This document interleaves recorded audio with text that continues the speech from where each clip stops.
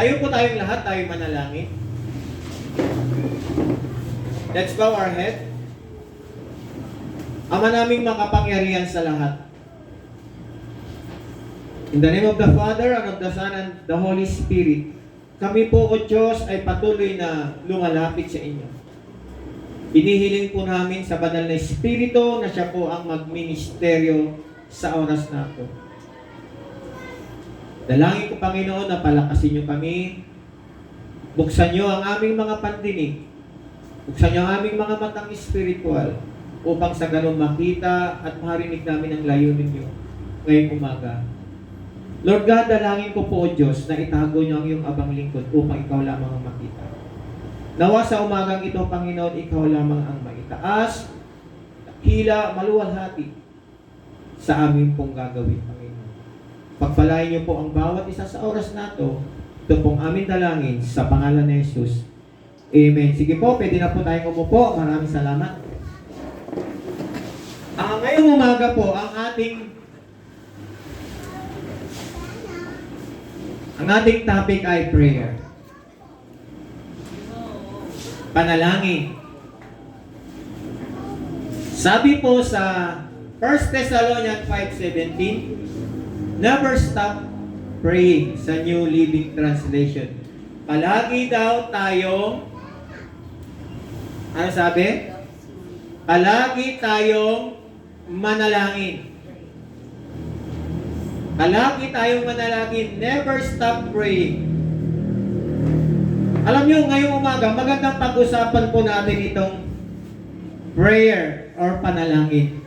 Dahil marami pong mga Kristiyano, bato-bato sa langit, na hindi na nabibigyan ng pagpapahalaga ang prayer sa kanilang buhay. Merong mga ibang tao na mayroon akong mga naririnig at wala dito, na sinasabi nila na mga, lalo na yung mga kalalakihan, na ang panalangin daw o ang pagdarasal ay pang babae o pang matanda lang. Hindi po, mga kapatid. Hindi ito pang babae lang at pang matanda. Ang prayer ay para sa lahat. Kahit bata pwedeng mag-pray. Hello? Basta meron na siyang unawa.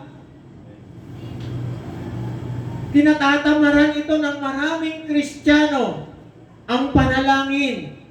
Bakit? Alam niyo mga kapatid, kapag hindi nagpipray ang isang tao o ang isang Kristiyano, ay mahina ang kanyang buhay espiritual. Pangalawa, kapag hindi nagpipray ang isang Kristiyano, hindi maayos ang kanyang relasyon sa Diyos. Bakit nasabi ko yon? Kasi kapag tayo ay nagpipray, nakikipag-communicate tayo sa Diyos. Tama po ba?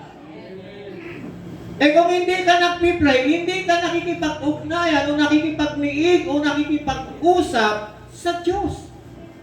Ganun po kasimple yun. At ang panalangin, hindi dapat ito yung parang pinoprogram. Ang panalangin ang gagaling sa ating puso kung ano ba yung gusto mong sabihin sa Diyos. Akala ng iba kapag nagpipray, pagalingan. Lagi ko sinasabi sa inyo, ito pagalingan. Meron mga deep, may mga taong mayroon silang deep sa prayer, ang mahusay talaga sila mag-pray. At yung iba, nahihiya na mag-pray, lalo na kung ang kasamahan nila nagpipray, ang galing mag-English. Eto, nakita naman ng mga youth natin nang umatin sila, no? PA, no? Nung nakaraan Sunday, dyan sa charismatic, di ba, nagpray. Ang gagaling mag-pray yung mga pastor, di ba? Gift nila yon, talagang magagaling, mauhusay sila, anointed sila. Tapos, bigla akong tinawag, Pastor, ipag-pray mo yung safe core. Kasi ang safe, kasi ako yung kanilang spiritual advisor. Kasi pag-pray, o Tagalog lang yung prayer. Yun yung alam ko eh. Alam niyo mga kapatid, ang prayer is relational sa Panginoon. Ito ay meron kang tamang ugnayan o relasyon sa ating Panginoon. Kaya napakalaga mga kapatid na mag-pray po tayo. Amen? Amen. Ito yung ating theme. Ito yung ating tema. Why prayer is important? Bakit daw mahalaga ang panalangin? Hindi na natin ito na Hindi ba natin iniisip? Why prayer is important? Kasi yung iba ayaw talaga mag-pray. Meron pa ngang nakakalungkot nga minsan pagka itong mga kabataan ito, nagsasama-sama sila. Mag-pray natin yung snack, magtuturuan pa. Ipag-pray natin yung pagkain. Di ba, nagkaroon tayo ng family day. Kaya nga sinasabi ko, sino gusto mag-volunteer sa prayer. Alam nyo kasi kung mag-pray ka, huwag nyo nang isipin kung sino-sino pang mga sinasama nyo sa prayer. Pag sinabing pagkain, pagkain lang. Huwag nyo na isama yung Amerika. Huwag nyo na isama yung Maynila. Huwag nyo na isama yung pangalan ng kapitbahay. Hindi ganun ang prayer. Pag sinabing ipag-pray ang pagkain, Lord, maraming salamat sa pagkain na aming pagsasaluhan. Linisin nyo po, bindisyonan nyo po ito upang magbigay sa amin ng kalakasan. Salamat sa mga kamay na nag-prepare. In Jesus' name, amen. Ganun lang kasi. Huwag nyo na isama yung Amerika, huwag nyo na isama yung buong Pilipinas. Ganun lang po kasi ang prayer kayo. Why prayer is important? Number 1, pakibasa. 1, 2, 3. Because Jesus himself prayed. Isa pa, lakasan natin. Because Jesus himself prayed. ang Panginoon mismo, why prayer is important? Si Jesus mismo, nanalangin. Siya yung naging example, nag-set siya ng halimbawa para sa atin. Nag-pray si Jesus. Tayo pa kaya ayaw mag-pray? Hello? Mahalaga ang prayer. Siya mismo nag-pray. Tingnan niyo po. Marcos 1:35. Tagalog. Madaling araw pa'y bumangon na si Jesus at nagpunta sa isang lugar kung saan maaari siyang manalangin mag-isa. So, ibig sabihin, nung umalis ang Panginoon, pumunta sa isang lugar, walang tao. Kasi nanalangin siyang mag-isa. Wala naman sinabing may kasama. Umalis siya. Iniwanan niya ang kanyang mga disipulo, pumunta sa isang lugar. Nananalangin. Kasi nga, nag-set ng example ang ating Panginoong Hesus. Sabi niya, manalangin kayo. Kaya yung ating teksto kanina, pray without ceasing. Pray continually. Pray at all times. Yun yung sinasabi sa iba-ibang translation. Manalangin walang pati. Napakahalaga po kasi ng prayer. At sinabi ng Panginoon, magandang manalangin, madaling araw. Kaya nga madaling araw yung sinabi niya dyan, Madaling araw pa'y bumangon na si Jesus. Para pumunta sa isang lugar, kung maaari siyang manalangin, mag-isa. Maganda po manalangin mag-isa. Maganda rin po yung ginagawa natin prayer meeting, corporate prayer. Napakaganda, bentahe, manalangin mag-isa. Alam niyo kung bakit? Lalong-lalo na madaling araw, hindi magulo, tahimik. Kung meron kayong sariling kwarto, maganda. Pero kung walang problema. Alam niyo kung bakit? Noong araw, nung nakatira pa ako kala Kuya Mamert, yung bahay doon sa hindi pa ganyan ang bahay nila kaganda. Isang ganun lang na binabakuran lang namin ng tarpaulin. Ng tarapal na kulay blue. Paikot, paglalabas kami, pupunta ng church, ipapako muna lang namin mo sa kahoy. Pagbalik, aalisin. Pag maliligo, iigib ng piso, isang timba doon sa tulay. Doon kami naliligo.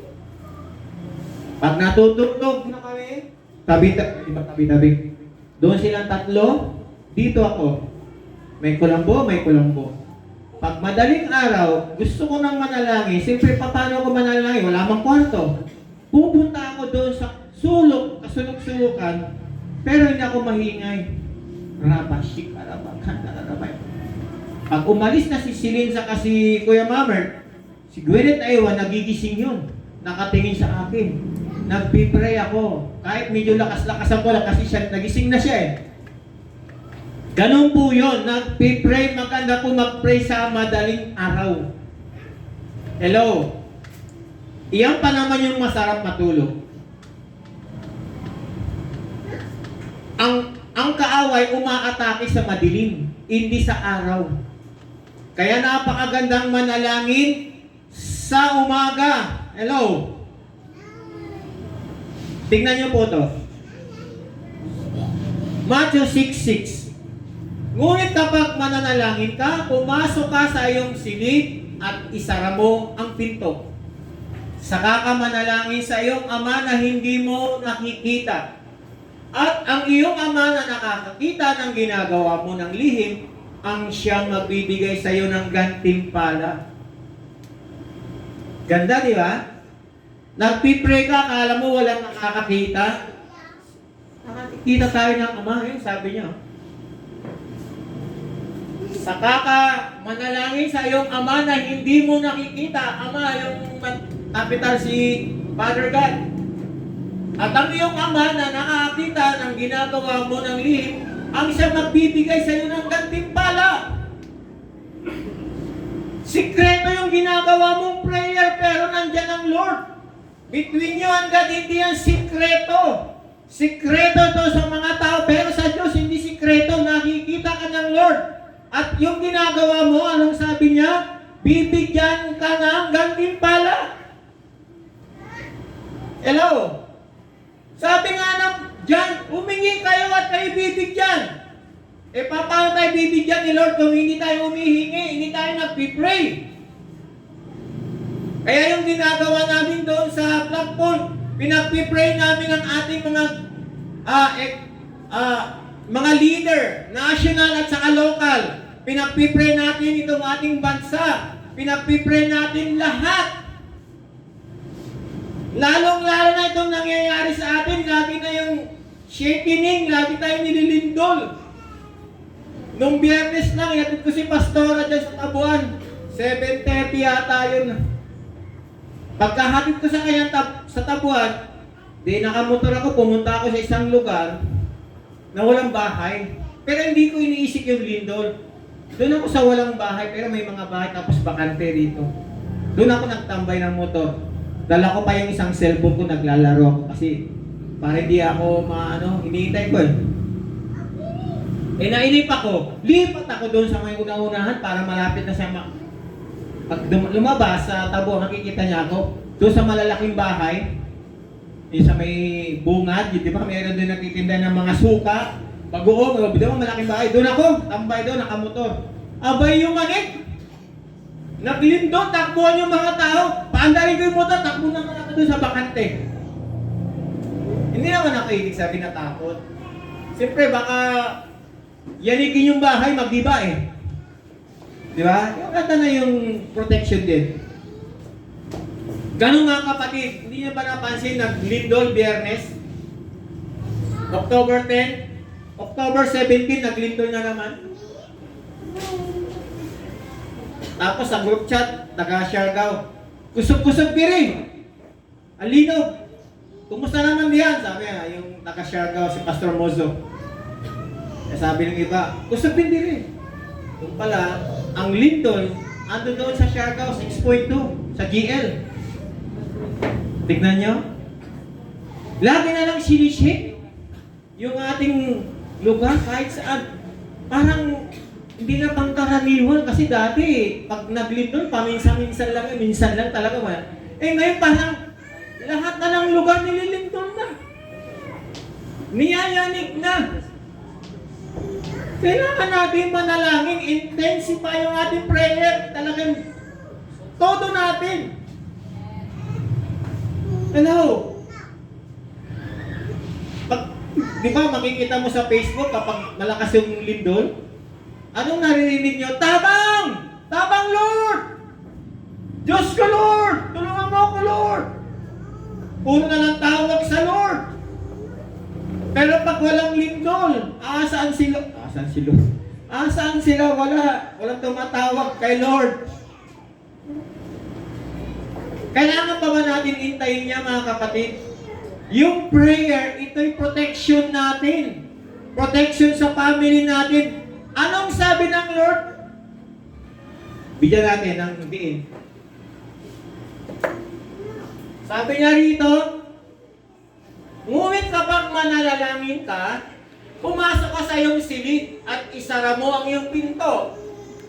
Kung wala kang kwarto, di wala lang. Saka ka manalangin sa iyong ama na hindi mo nakikita. At ang iyong ama na nakakakita ng iyong ginagawa, ng lihim ang siyang magbibigay sa iyo ng gantimpala. O proteksyonan ng Lord yung pamilya mo. Gantimpala, pagpapala yan, ibig sabihin iingatan ng Diyos kung ano yung mga pinagpipray mo. Kung hindi ka nagpipray, walang protection.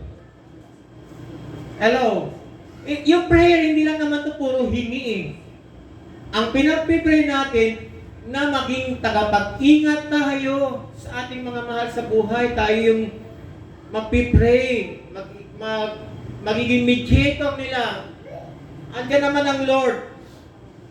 Amen? So, kailangan tayo laging nagpipray. Kasi kung hindi ka magpipray, wala talagang blessing. Sabi mo sa katabi mo, mag-pray ka. Why prayer is important? Asa na ba ito? Why prayer is important? Because it is an act of obedience. Tama ba? Dito natin kukunin uli yan. 1 Thessalonians 5:7. Palagi kayong manalangin.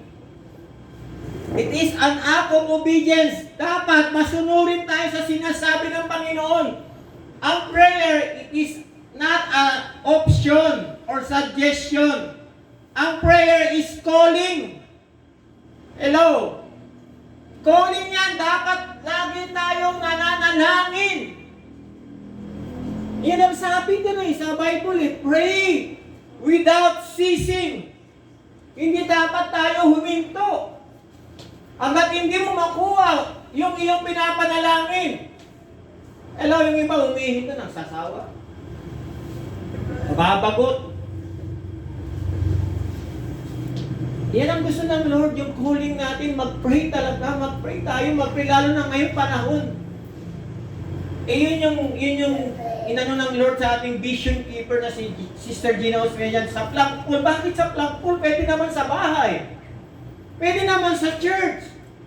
Ay hindi, yun ang inuutos sa kanya Sumunod tayo.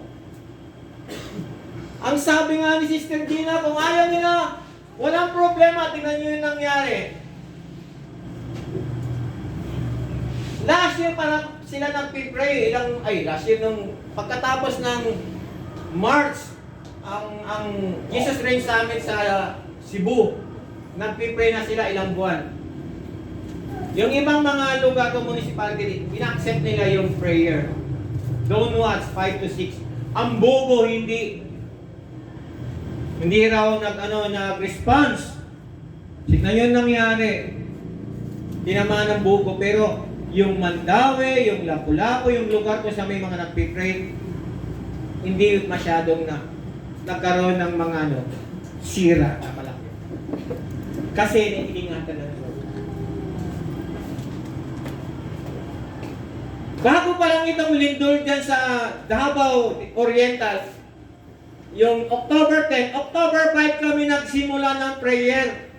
Dapat October 6 Lunes, pero sabi, simulan na natin ng linggo. October 5 kami nagsimula doon ng prayer. May payong-payong kasama namin, dalawang bishop natin, nakapayong kami kasi yung mga ambon. Umuulan. Tuloy lang. Pero may panahon na, bigla na siyang titigil. Ang ganda na ng panahon. Calling yan mga kapatid. It is an act of obedience. Ang ibig kong sabihin nito ay ang ating espiritu ay panaging nakikipag-ugnayan sa espiritu ng Diyos. Because it is an act of obedience, alam naman natin kapag masunurin tayo, merong kasunod na pagpapala. Tignan niyo, babasahin ko yung ibang translation ng dami. Ang sabi rito, pray continually, pray without ceasing, magsipanalangin kayong walang patid. Pag-ampo sa tanang panahon, pray at all times. Thank you. Constantly, ano pa yung sabi rito? Basta na yun. Constantly pray and never stop praying. Napakaganda mga kapatid. Ang sarap kayang manalangin. Iba-ibang uri ng mga taong nagpipray. Mayroong umiiyak, may nakaluhod, may nakadapa, may nakatayo. Hindi ko lang alam kung may nagpipray siguro nakahiga din. Hindi naman magandang tignan kung nakahiga. Nakaupo, pwede pa. Ako minsan dyan sa oval, pag nag-walk ako sa hapon, mag-walk ako, nagtatang sa harap, Lord, i-bless mo itong mga naglalaro, mga bata. Itong mga nagbabasketball. Itong mga nagwo-walking. And then I declare, Lord, salvation sa mga lugar na to, sa mga tao, mga surigano. Kahit ano, nagpipray, naglalakad-lakad. Wala naman sinabing yung mag-pray ka, nakaluhod ka lang, hindi. Kahit anong ginagawa mo, pwede. Hello? Pray. Bukan niyo yung bibig niyo, mag-pray kayo. Mag-pray tayo dyan sa lakpon. Sino sasama? Malapit na. Wednesday. Hello? Alam niyo, meron natutuwa doon eh. Meron minsan natutuwa, hinihipon ng Lord. Ay, naku po. Pag may nag-i-sponsor, huwag naman natin tignan yun. Pinapakain kami sa Jollibee. Minsan 30 kami, isa lang ang sumasagot na tao, gagastos ng 3,000, pero kalahati doon ay senior citizen. Ito yung mga laki ng discount. Huwag yung tignan yun. Minsan may nag-sponsor. Minsan sabi ko nga, ini-encourage ko sila, alam siguro darating ang panahon. Pag nahipo ng Diyos ang puso ni Mayor o ng mga opisyalis natin dito sa syudad, dahil araw-araw natin itong ginagawa. Baka yung yung kainan doon, yung parang lugawan. May lugawan doon, may noodles doon, may siopaw, di ba yung doon? Sa corner, sa may city gym. Oo, baka sabihin ni Mayor, sige, lahat ng mga nagpipray dyan, kain lang dyan after. Tapos sagot ko na, sa isang buwan ako na gagastos dyan. Or sagutin na lang ng city. Malay natin. Ilang yung sinasabi ko. Malay nyo ganun. O kasi malamig yun eh. Isipin mo, pupunta ka doon, ang lamig. Pupunta tayo doon, Wednesday, dadala tayo ng gitara. Kakanta tayo. Mag-worship tayo. Hindi naman sinabi mag-pray ng isang oras eh. Mag-worship tayo. And then, meron magbabasa ng Word of God, idideklara niya sa ating city. Amen? Mag-available kayo Hindi ko kayo pinipilit, pero kung gusto niyo pumunta kayo dahil ang prayer ay calling ng Panginoon niya. Amen? Ito na. Kasi maiksi lang yung aking topic. Ano na yung natin? Why prayer is important? Why prayer is important? Number 3. Because prayer help us overcome temptation. Pag nagpipray ka, na-overcome mo yung temptation. Tama ba? Hello? Tignan nyo yung Matthew 26:41. Magbantay kayo at manalangin upang huwag kayong madaig ng tukso.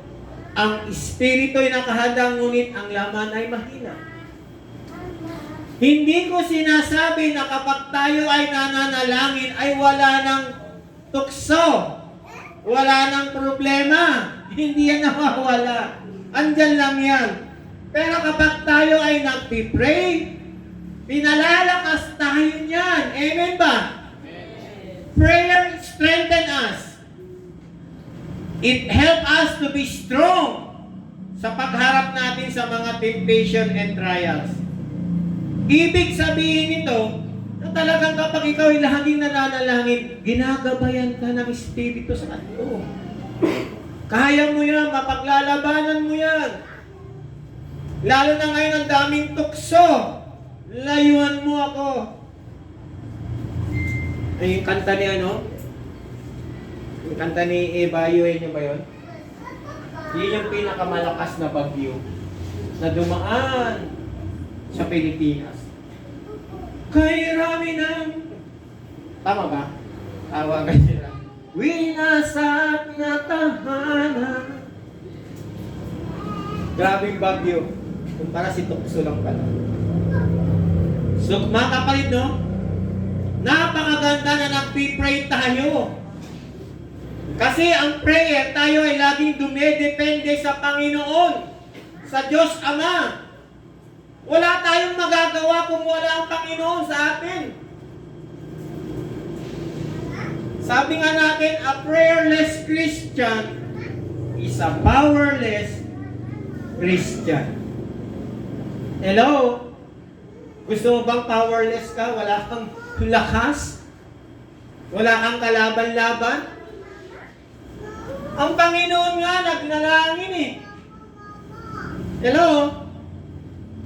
Ipagpipray natin.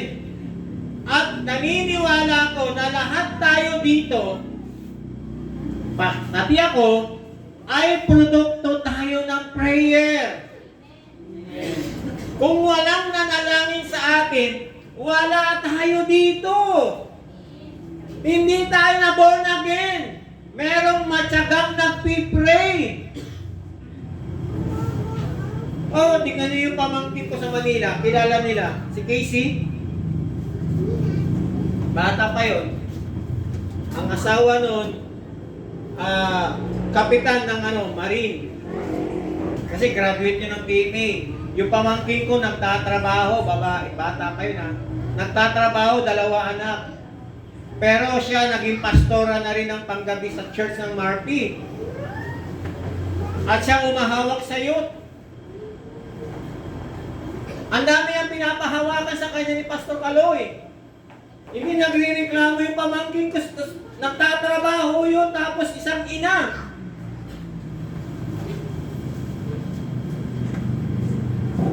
Pero marami sa akin, bibigyan mo lang ng isang gagawain. Ang dami na reklamo, hindi pa kang ginagawa.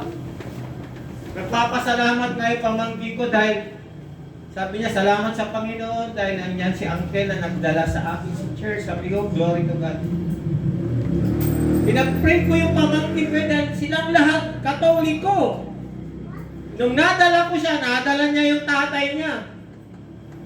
Ang asawa niya.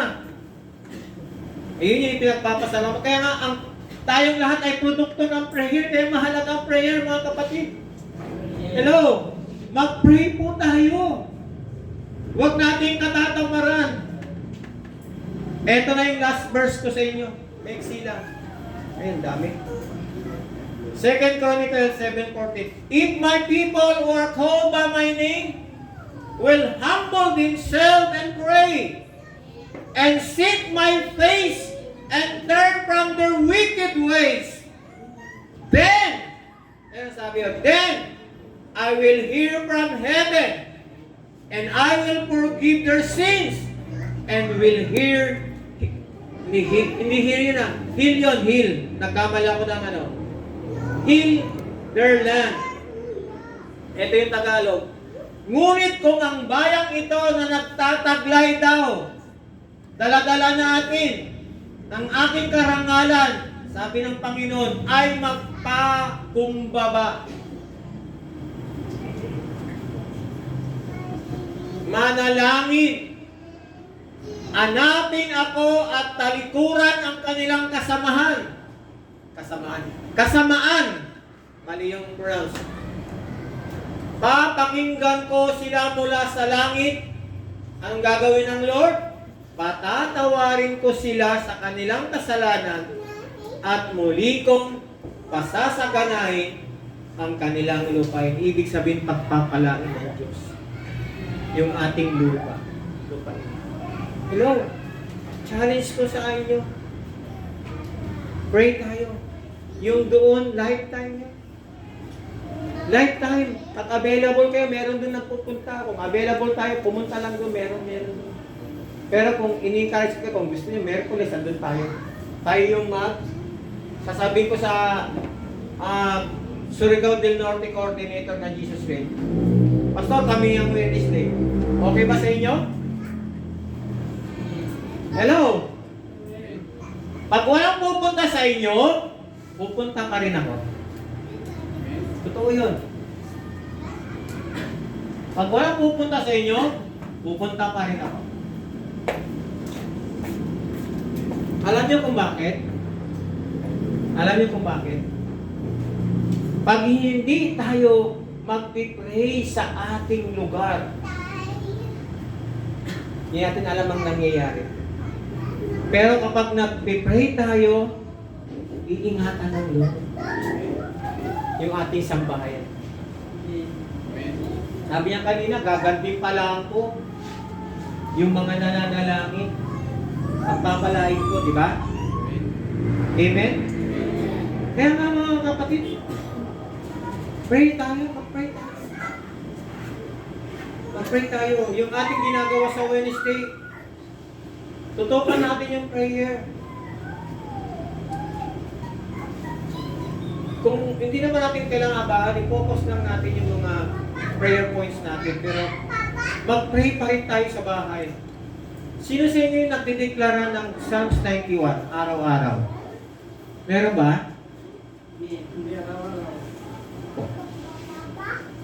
Araw-arawin nyo yan. Alam nyo kaya ako sinasabi sa inyo, naalala nyo nung hindi pa nagka-audit? Di ba meron tayong prayer dito? At binabasa dyan pag-service, Psalms 91. And then ngayong araw,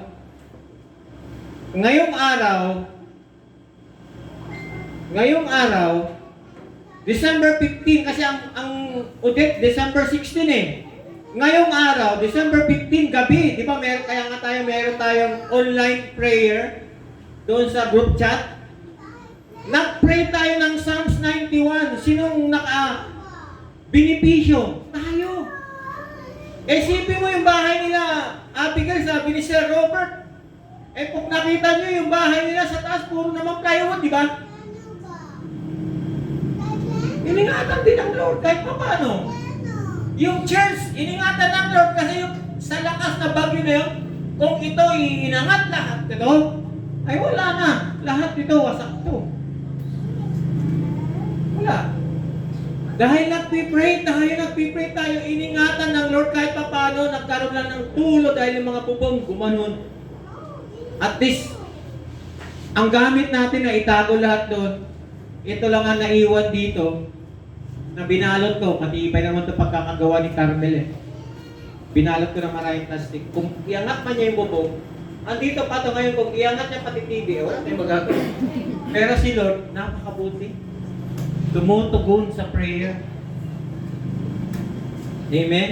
May konting damage, basag lang yung ating isang sliding door. Ilang naman ang na-damage sa atin eh. Wala na. Ganon kabuti ang Lord. Doon naman sa likod, doon yung gamit. Nabaha yung taas, isipin mo nasa taas binaha. Kasi nilipad, di ba Kuya Noli, naalala mo? Nilipad yung bubong, namulot kami ni Kuya Noli ng yero. At si Kuya Noli yung umakyat sa kasi kaya na yata eh. Yung doon, sa taas, second floor, sila yung naglagay ng yero. Kahit butas-butas, para lang hindi mapuno ng tubig yung bahay. Yung walang tao. Kaya mga kapatid, pray, pray, pray, pray. Amen? Pray, pray, pray. Huwag tayong magsawa, huwag tayong manghinawa, huwag tayong mabagot. Mag-pray lang tayo, ampo, ampo, ampo. Dahil na ang kailangan natin. Amen? Sige po, tumayo tayong lahat. Tumayo po tayong lahat. Hallelujah. Thank you, Lord. Thank you, Lord.